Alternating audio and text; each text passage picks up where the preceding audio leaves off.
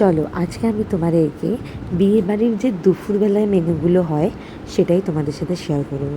ব্যাপারটা হচ্ছে যে আমি এখন যেই বিয়েবাড়ির নিমন্ত্রণতে এসেছি সেটা হচ্ছে আমাদেরই খুব ক্লোজ রিলেটিভসের বিয়ের বাড়ি।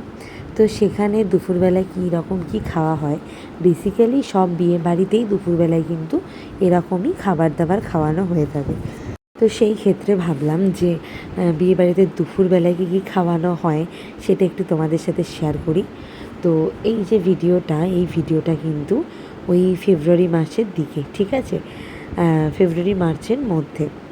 তো আমি বিয়েবাড়িতে গিয়েছিলাম হালকা ঠান্ডা হালকা গরম, মানে পারফেক্ট ওয়েদার যেটাকে বলে।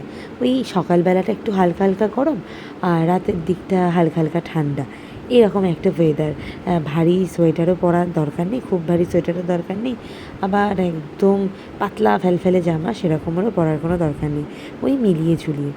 তো এই ওয়েদারে বিয়েবাড়ি হলে না, ড্রেস পরতে, খেতে, শুতে, কারণ রিলেটিভসদের বাড়ি বলে কথা, একসাথে সবাইকে নিয়ে থাকতে হবে, শুতে হবে। সুতরাং এই যে টেম্পারেচারটা থাকে না এই ফেব্রুয়ারি মার্চের দিকে প্রথমে, তো এই টেম্পারেচারটা কিন্তু ভীষণই ভালো লাগে। এই সময় বিয়ে হলে সত্যি খুব মজা করা যায়। যার বিয়ে হয় তারাও খুব মজা করে, আর যারা উপস্থিত থাকে রিলেটিভসরা তারাও কিন্তু ভীষণই আনন্দ করে। তো আমি সেরকমই একটা বিয়েবাড়িতে এসেছিলাম, আর দেখতেই পাচ্ছ কত কী খেয়েছি। আর দুপুরবেলায় কী কী খেয়েছি সেটা তোমাদেরকে একবার একটু শেয়ার করে দিই। প্রথমেই দেখতে পারলে সাদা ভাত, মুগের ডাল, ওই আলু ভাজা, ঝুরঝুরে আলু ভাজা। এই আলু ভাজাটা আমার ভীষণ ভালো লাগে। সাথে ছিল কিন্তু পুঁই শাক, তবে পুঁই শাকে যদি একটু চিংড়ি পড়তো আরও একটু বেশি জমে যেত। যাই হোক, অসুবিধা হয়নি।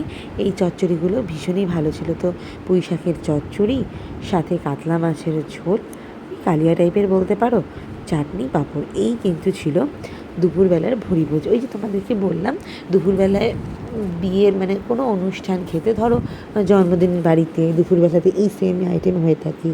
বৌভাত বাড়ি, বিয়ে বাড়ি, যে কোনো অনুষ্ঠানে কিন্তু দুপুরবেলায় এরকমই সাদামাটা রান্না হয়ে থাকে, যাতে রাতের বেলায় যে ভারী খাবার খাওয়া হয় তাতে কোনো রকম কোনো অসুবিধা না হয়। তো যাই হোক, আমার কিন্তু ভীষণই ভালো লেগেছে, তৃপ্তি করে খেয়েছি। তোমাদের ভিডিওটা কীরকম লাগলো সেটা কিন্তু জানাতে একদম ভুলে যেও না। আর তোমাদের যা মতামত, তোমরা বিয়েবাড়িতে গেলে দুপুরবেলায় কী কী খাও, যদি কমন হয় অবশ্যই কিন্তু কমেন্ট করে জানাতে একদম ভুলে যেও না। তো ভিডিওটা এখানেই কমপ্লিট করছি। দেখা হবে পরবর্তী নতুন একটা ভিডিওতে তোমাদের সাথে।